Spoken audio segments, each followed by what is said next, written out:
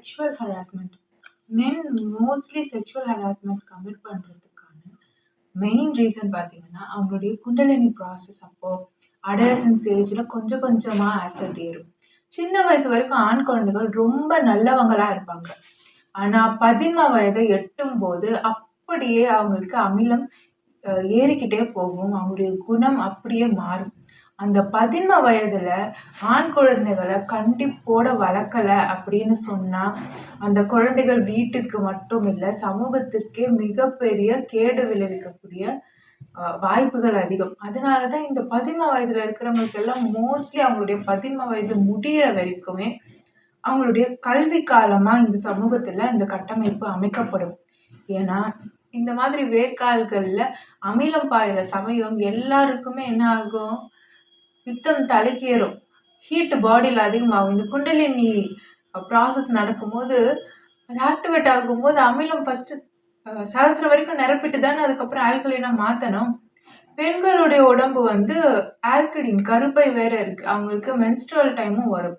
அது சீக்கிரமாவே கிளைகேட் ஆகும். ஒரு 25 வயசுக்குள்ளேயே முழுமையா அது என்ன ஆகும், ஆல்கலினா மாறுறதுக்கான முயற்சியை வந்து அந்த உடல் எடுத்துடும், முடிஞ்சிடும். ஆனா ஆணுக்கு அப்படி கிடையாது. ஸோ 13 வயதுல அதிகமாகக்கூடிய இந்த அமிலத்தன்மை அவங்களுடைய 60-70 வயதுகள் வரைக்கும் இருக்கிறதுக்கான வாய்ப்புகள் ரொம்ப அதிகம். அப்போ அவங்களுடைய உடல்ல நிறைய மாற்றங்கள் ஏற்படும். கெமிக்கல் டிரான்ஸ்ஃபர்மேஷன் தானே டோட்டலி.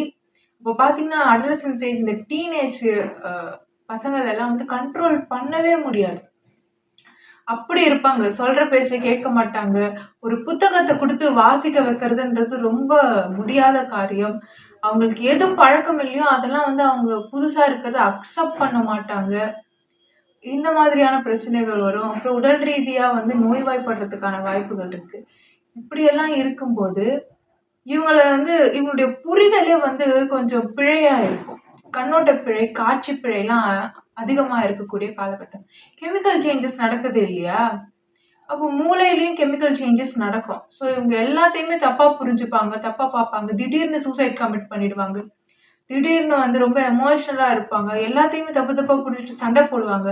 இப்போ இவங்களை இந்த வயதினரை இந்த காலகட்டத்துல எல்லாம் நம்ம வந்து சமூகத்துல வேலை செய்யற மாதிரி அலோவ் பண்ணி ஒரு கட்டமைப்பு வச்சிருந்தோம் அப்படின்னு சொன்னா ரொம்ப பிரச்சனைகளும் கேயோஸும் இந்த சமூகத்துல வந்து நிகழும். அதனாலதான் இந்த மாதிரி டைம்ல எல்லாம் வந்து ஒரு டீனேஜ் முடிகிற வரைக்கும் அவங்க கல்வி பயில்ற காலமாவே வச்சுட்டா அது கொஞ்சம் நிம்மதியா இருக்கும். சரி, இதுல அந்த ஆண்களுக்கு கொஞ்சம் கொஞ்சமா ஆசிட் ஏற ஏற கேரக்டர் மாறும். அப்பதான் அவங்களுக்கு என்ன ஆகும், செக்ஷுவல் ஹார்மோன்ஸ் எல்லாம் டெவலப் ஆகுற அந்த டைம். அப்போ என்னென்ன ஆகும், அதுக்கு தொடர்ந்து வந்து நிறைய கெட்ட குணங்கள், அதற்கான சுரப்பிகளையும் அது தூண்டும். பொறாமை, கோபம், ஈகோ, நிறைய ஈகோ, அப்புறம் வஞ்சம் வைக்கிறது, பழி வாங்குறது, இந்த மாதிரி கெட்ட எண்ணங்களை வந்து அது தோற்றுவிக்கிற அந்த சமயம். அதுக்கு முன்னாடி வரைக்கும் பாத்தீங்கன்னா குழந்தை மாதிரி இருக்கும் அவங்களுடைய மனசு, ஏன்னா கெமிக்கல்ஸ் பேலன்ஸ்டா இருக்கும்.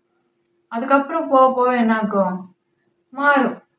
குண்டலினி முடிச்சு சரியான முறையில அவங்க வந்து ஆல்கலைன் பண்ணி அவங்க உடம்ப வந்து நியூட்ரலைஸ் பண்ணல அப்படின்னு சொன்னா அது வயதாகிற வரைக்கும் அந்த குணம் வந்து மாறவே மாறாது. இந்த பீரியட்ல தான் ஒருத்தவங்களுடைய கண்ணோட்டமே வந்து ஷேப் ஆகும். அவங்க என்னென்ன மாதிரியான சூழ்நிலைகளை எதிர்கொள்றாங்க, என்னென்ன மாதிரி மனிதர்களை சந்திக்கிறாங்க, அவங்க என்னென்ன மாதிரியான விஷயங்களை கேட்கறாங்க, பாக்குறாங்க அப்படின்றதெல்லாம் இந்த டீனேஜ்ல தான் வந்து அவங்களை வந்து ஷேப் பண்ணும். அப்படி இருக்கக்கூடிய சமயத்துல அது வந்து படிக்கிற காலமா அமையும் போது நல்ல விஷயங்களே அவங்க கேட்பாங்க, நல்ல விஷயங்களே அவங்க பார்ப்பாங்க. பெரும்பாலும் இதெல்லாம் அவங்க கேட்டு புரிஞ்சுக்கிறதுனால ஓரளவுக்கு அவங்கள வந்து தவறான வழியில போறதுல இருந்து நம்மளால என்ன பண்ண முடியும், பாதுகாக்க முடியும். இந்த கெமிக்கல் ஈக்குலிபிரியம்ன்றது நடந்துகிட்டே இருக்கும். இந்த எனர்ஜி ஈக்குலிபிரியமும் இங்க நடந்துகிட்டே இருக்கும்.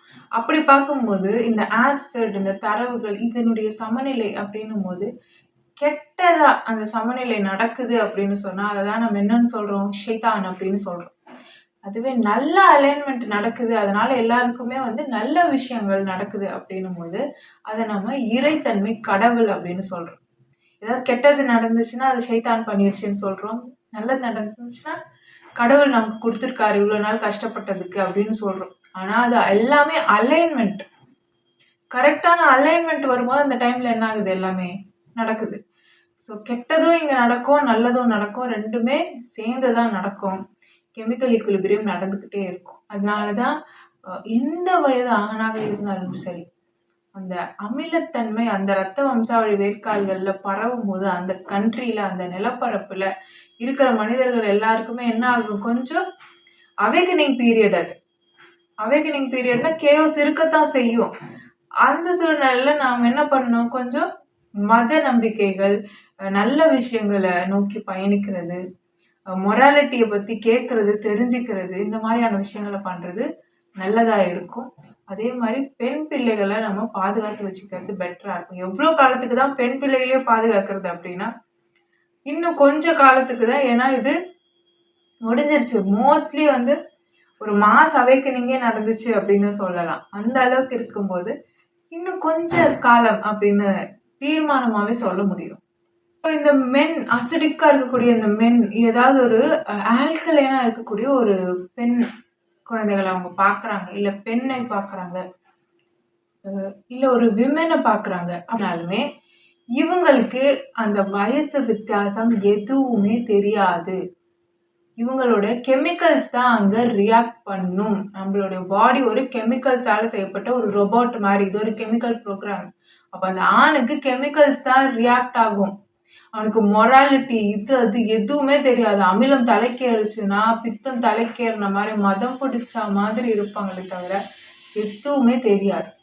அதனால தான் சேஃப்டிக்கு என்ன சொன்னாங்க? பர்தா போடணும், இது பண்ணணும் அப்படின்னு சொல்றாங்க. விமென்ஸ் வந்து இப்படிதான் இருக்கணும்னு சொல்றாங்க. அந்த டைம் முடியிற வரைக்கும் கொஞ்சம் வந்து அந்த ப்ரிகாஷன்ஸ ஆணுக்கு குடுக்க முடியாது. அதனால அத பெண்ணுக்கு குடுத்துடுறாங்க. மத்தபடி இந்த அமிலம் தான் அத்தனை கெட்டதுக்கும் காரணமா இருக்கு. ஆட்டி படைக்குது. ஆனா, அதே அமிலம் இல்லன்னு சொன்னா பேட்டரி ஓடாது. ஆல்கலைன் பேட்டரி தானே. டேட்டா இருக்கணும். ஆசிட் இருந்தா தானே ஆல்கலைன் பேட்டரி வேலை செய்யும். எலக்ட்ரான் டிஸ்சார்ஜ் இருக்கும். ஆப்போசிட் டிரெக்ஷன்ல கரண்ட் ஃப்ளோ. அப்புறம் உங்களுக்கு மேக்னெட்டிக் ஃபீல்ட் எக்ஸ்பேண்ட் ஆகுறது. ஸோ அளவோட இருக்கணும். அளவுக்கு அதிகமா போனா நஞ்சுதான். ஸோ இந்த மென் வந்து ரொம்ப நல்லவரா இருக்கலாம். அவர் வந்து இதுக்கு முன்னாடி ரொம்ப நல்லவரா இருந்திருக்கலாம். குணத்துல குறை சொல்லவே முடியாது. ஆனா அந்த சமயம் என்ன ஆகும்? அந்த அலைன்மெண்ட் நடந்துரும். சரிங்களா? அதே மாரி அந்த பெண் எந்த வயதினரா இருந்தாலும் சரி, அந்த பெண் ஆல்கலைனா இருந்தா, இது சீக்கிரம் நிகழும். ஏன்னா, ஆல்கலைன்னு சொல்லும்போது நல்ல பெண்கள். நான் திரும்பவும் சொல்றேன். ஆல்கலைன் அப்படின்னும்போது நல்ல பெண்கள். அசிடிக்கான பெண்கள் இல்ல.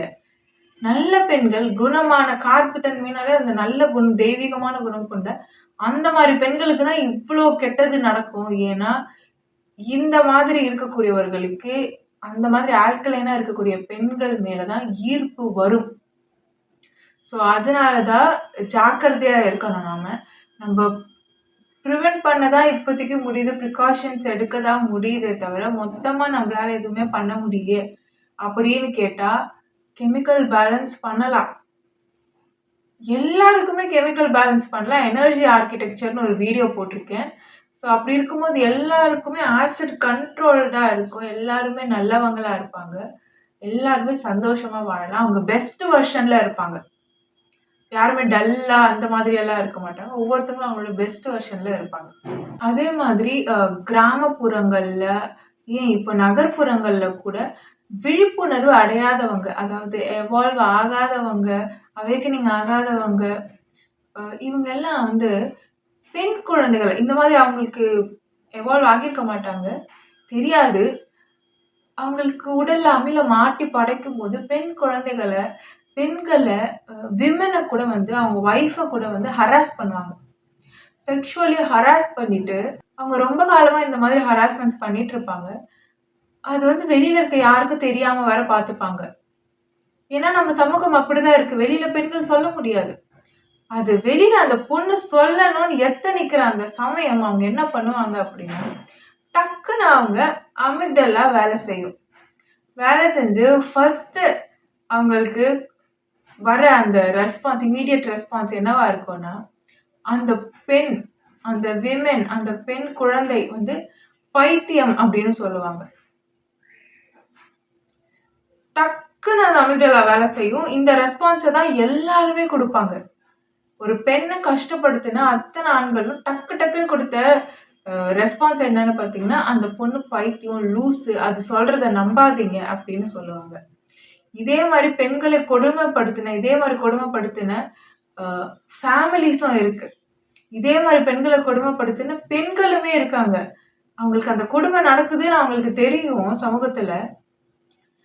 அவங்க அவங்கள காப்பாத்த மாட்டாங்க. அந்த பொண்ணு அவங்களுக்கு நடந்த கொடுமைய வெளியில சொன்னாலும், அவங்க லூசு, அவங்க மென்டலி இல் அப்படின்னு சொல்லிடுவாங்க. நார்சிஸ்டிக் அபியூஸா இருந்தாலும் சரி, செக்ஷுவல் அபியூஸா இருந்தாலும் சரி, மேரிட்டல் ரேப்பா இருந்தாலும் சரி, வெளியில ரேப்பா இருந்தாலும் சரி, செக்ஷுவல் ஹராஸ்மென்ட், செக்ஷுவல் அபியூஸா இருந்தாலும் சரி, எந்த பொண்ணாவது வந்து சொன்னாங்கன்னா, தயவு செஞ்சு சின்ன பொண்ணோ, பெரியவங்களோ யாரா இருந்தாலும் சொன்னாங்கன்னா, தயவு செஞ்சு கன்சிடர் பண்ணுங்க. கன்சிடர் பண்ணிட்டு, அதுக்கப்புறம் கூப்பிட்டு கேளுங்க. இந்த வார்த்தைய அங்க இருக்க யாராவது ஒருத்தவங்க சொன்னாங்க அப்படின்னா, கண்டிப்பா அவங்க சொல்றது சரியா தான் இருக்கும். அந்த லேடி சொல்றது. ஏன்னா, இந்த ரெஸ்பான்ஸ் தான் எல்லா ஆண்கள் கிட்ட இருந்து இல்ல ஒரு பெண்ணுக்கு இந்த மாதிரி நடக்கும்போது, அத வேடிக்கை பார்க்குற, அந்த கொடுமையை ஊக்குவிக்கிறவங்க கிட்ட இருந்து வரக்கூடிய இம்மீடியட் ரெஸ்பான்ஸ். இது அவங்க ஜீன்ல இருந்தே டக்குன்னு ஆக்டிவேட் ஆகி வரும். இந்த மாதிரி நிறைய விஷயம் இருக்கு. நார்சிஸ்டிக் அபியூஸ் பண்ண ஹஸ்பண்ட் எல்லாம் அந்த பொண்ணு வெளியில போய் அத சொன்னாலே அவ மென்டலி இல்லன்னு சொல்லிடுவாங்க. ஏன்னா, ஃபர்ஸ்ட் அவங்களுக்கு கார்டிசால் இன்க்ரீஸ் ஆயிடும். அவங்க கொஞ்சம் சத்தமா பேச ஆரம்பிப்பாங்க. அதுக்கப்புறம் நெக்ஸ்ட் லெவல் அவங்க ஹிஸ்டீரியாக்கு போயிடுவாங்க செக்ஷுவல் அபியூஸ் பண்ணும்போது. அப்போ அவங்களுக்கு அத எப்படி தடுக்கிறது? ஏன் யாருமே எனக்கு உதவி பண்ணல? ஏன் எனக்கு இப்படி நடக்குதுன்னு கூட அவங்களுக்கு தெரியாது. அவங்களுக்கு யாரும் துணையா இருக்கவும் மாட்டாங்க. எங்க போய் சொல்றதுன்னும் தெரியாது. அப்ப அந்த ஹிஸ்டீரியால அவங்க வெளிப்படுத்துற உணர்வுகள் எல்லாம் இவங்களுக்கு சாதகமா மாத்திக்கிட்டு, இப்படி இருக்கக்கூடிய மனிதர்கள், ஆண், பெண் இருபாலருமே இப்படி பண்றாங்க. அந்த பெண்ணுக்கு நடக்கிற கொடுமையை வேடிக்கை பார்க்குறாங்க. அவங்க அந்த பெண் மேல இந்த மாதிரி பழிய போடுவாங்க. இது கிராமப்புறங்கள்ல மட்டும்தான் நடக்குமான்னு கேட்டா கிடையவே கிடையாது. நகர்ப்புறங்கள்லயும் நிறைய இடங்கள்ல இப்போ நடந்துகிட்டு இருக்கு. ஹஸ்பண்ட் ஒய்ஃபை ஹராஸ் பண்ணிட்டு, நார்சிஸ்டிக் அபியூஸ் பண்ணிட்டு, சைக்கியாட்ரிஸ்ட் கிட்ட கூட்டிட்டு வந்து இந்த மாதிரி கேட்கும்போது எதுவுமே சொல்ல முடியாது. ஆமா, இல்ல, நீங்க பாதிச்சிருக்கீங்க அப்படின்னு சொன்னாலும், கேஸ் கொடுங்கன்னு சொன்னாலும், அந்த சைக்கியாட்ரிஸ்ட் போய் அவங்களுக்காக ஆஜராக முடியுமா? சொல்லுங்க. அந்த சைக்கியாட்ரிஸ்ட் இவங்களுக்காக பேச முடியுமா? முடியாது. ஸோ எல்லாரும் பிரச்சனைகளை தவிர்க்கவும், அப்போதைக்கான அவங்களுடைய கார்டிசால குறைக்கிறதுக்கான மருந்துகளை கொடுக்கவும் தான் ட்ரை பண்ணுவாங்களே தவிர, அங்கேயும் உண்மை வெளியில வராது. அதனால இன்னும் மன அழுத்தத்துக்கு உள்ள போய் பெண்கள் எல்லாம் ரொம்ப இழிவான வாழ்க்கை முறையை தான் இப்பவும் இன்றளவும் வாழ்ந்துகிட்டு இருக்காங்க. அதே மாதிரி ஒரு ஆண் கல்யாணத்துக்கு முன்னாடி இருந்த குணம் வேறையா இருக்கும். கல்யாணத்துக்கு பிறகு இருந்த குணம் வேறையா இருக்கும். ஏன்னா கல்யாணத்துக்கு முன்னாடி அவங்க செக்ஷுவல் இன்டர்கோர்ஸ்ல ஈடுபட்டிருக்க மாட்டாங்க. அப்போ அவங்க குணம் வேற மாதிரி இருக்கும். கல்யாணத்துக்கு அப்புறம் இதை ரெகுலரா அவங்க இதுல ஈடுபடும் போது அவங்களுடைய அஸ்தட்டிக் ஹார்மோன்ஸ் நாங்க ட்ரிகர் ஆகும். அதனால அடுத்தடுத்து கெட்ட எண்ணங்கள் வர்றதுக்கான வாய்ப்பு அதிகம். இன்னொன்னு இது ஒன்றும் பெரிய விஷயம் இல்லையே அப்படின்னு தோணிடும். ஃபர்ஸ்ட் கண்ணியமா இருந்தவங்க அதுக்கப்புறம் இது ஒன்றும் பெரிய விஷயம் இல்லையே அப்படின்னு தோண ஆரம்பிச்ச உடனே எக்ஸ்ட்ரா மேரிட்டல் அஃபேர் வைக்கிறதுக்கு அவங்களுக்கு அது ஒரு காரணமா அமையும்.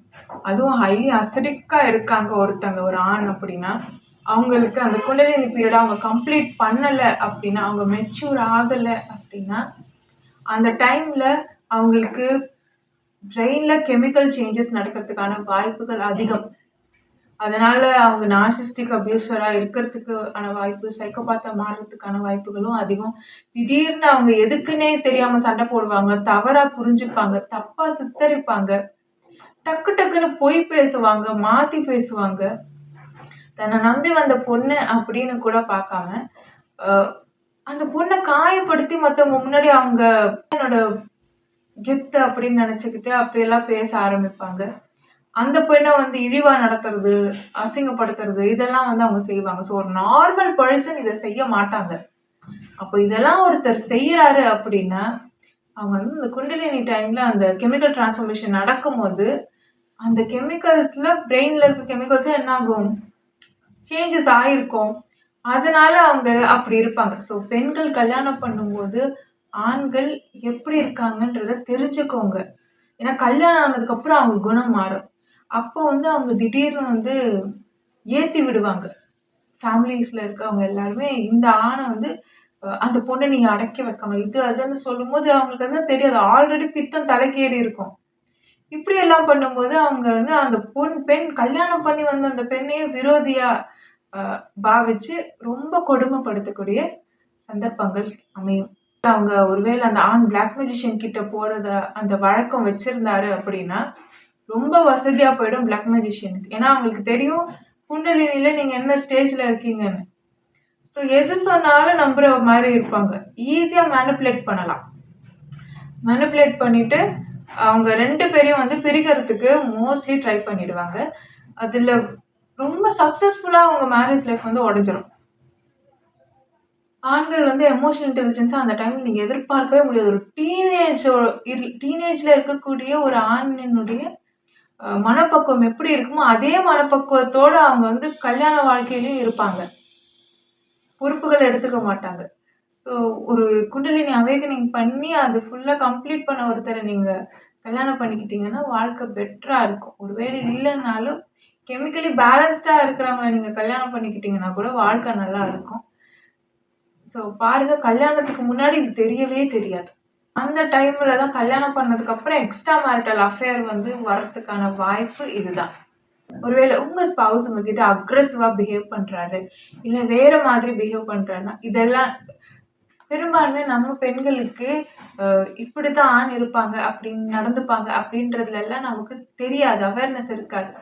ஸோ திடீர்னு அவங்க அக்ரெசிவா பிஹேவ் பண்றாங்க, அந்த மாதிரி நடந்துக்கிறாங்க அப்படின்னும்போது, தயவு செஞ்சு கொஞ்சம் கவனிங்க. இல்ல அது காமன், அது நார்மல் அப்படின்னு எடுத்துக்காதீங்க.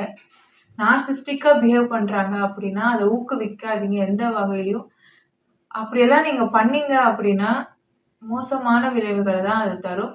ஸோ உடனே அவங்கள ஒரு கவுன்சிலிங்க்கு கூட்டிட்டு போங்க. கவுன்சிலிங்ல அவங்க பேசுனாங்க அப்படின்னா, நீங்க 2 பேரும் சேர்றதுக்கான வாய்ப்புகள் அதிகம். நீங்க சைக்கியாட்ரிஸ்ட் அந்த மாரி போனீங்க அப்படின்னாலுமே, அ ஆண்கள் மோஸ்ட்லி வரமாட்டாங்க. அவங்களுக்கு அந்த டைம்ல அவங்க புரிஞ்சுக்கவும் மாட்டாங்க. அதனால ஒரு கவுன்சிலிங் யார்கிட்டயாவது கூட்டிட்டு போயிட்டு, சும்மா பேசி பாருங்க. அவங்களுக்கே கொஞ்சம் கொஞ்சமா புரியும். சரிங்களா? இது ஒரு நோய் மாதிரி, இது ஒரு ரோகம் மாதிரி தான். உடனே சரியாகலனாலும் கொஞ்ச நாள்ல என்ன ஆகும்? இத வந்து சரி பண்ணிடலாம். நீங்க வந்து அது சரி பண்ணாம அப்படியே வச்சிருந்தீங்க அப்படின்னா, வாழ்நாள் முழுக்க இதுதான் அவரோட கேரக்டர்ன்னு நீங்களும் ஃபிக்ஸ் ஆயிடுவீங்க. அவரும் ஃபிக்ஸ் ஆயிடுவாரு. அப்புறம் மீட்டு கொண்டு வரவே முடியாது. ரொம்ப தூரம் போயிடும். எல்லாமே இங்க கெமிக்கல்ஸ் தான். அப்போ ஒரு மனுஷன்றது ஒரு கெமிக்கல் ப்ரோக்ராம். யாரு எப்போ எப்படி மாறுவாங்கன்னு சொல்லவே முடியாது. அதனால பெண் பிள்ளைகள ஜாக்கிரதையா வச்சுக்கோங்க. கல்யாணம் பண்ணி குடுக்கறதுக்கு முன்னாடி நெறைய தடவ தயவு செஞ்சு விசாரிச்சுக்கோங்க. அதுக்கு பிறகு குடிப்பழக்கம். இந்த குடி, போதை இந்த பழக்கங்களுமே இத வந்து அதிகரிக்கத்தான் செய்யும். அது மட்டும் இல்லாம எமோஷனல் இன்டெலிஜென்ஸ ரொம்ப குறைச்சிடும். உங்களுக்கு வலிக்குதுன்றதே அவங்க உணரவே மாட்டாங்க. உங்களுக்கு வலிக்குது, நீங்க கஷ்டப்படுவீங்கன்ற அந்த புரிதலே அவங்களுக்கு இருக்காது. ஸோ அதனால குடிக்கிறவங்களையோ, இல்ல குடிக்காம இருக்கிறவங்களையும் கல்யாணம் பண்ணாதீங்க. ஏன் அப்படி சொல்றேன்னா, குடிச்சிட்டு விட்டவங்க, செல்ஃப் கண்ட்ரோல்ல இருக்கிறவங்க ஓகேவா இருப்பாங்க. அவங்க ஆல்ரெடி பல கஷ்டத்த சந்திச்சுட்டு அப்படி வந்திருப்பாங்க. நீங்க குடிக்காத ஒருத்தர கல்யாணம் பண்ணிக்கிட்டு, அதுக்கப்புறம் அவருக்கு அந்த பழக்கம் வந்தது அப்படின்னு சொன்னா, அது ரொம்ப ஒரு இதே மாதிரியா நார்சிஸ்டிக் அபியூஸ்க்கு வந்து வழிவகுக்கும். நன்றி. Love is God.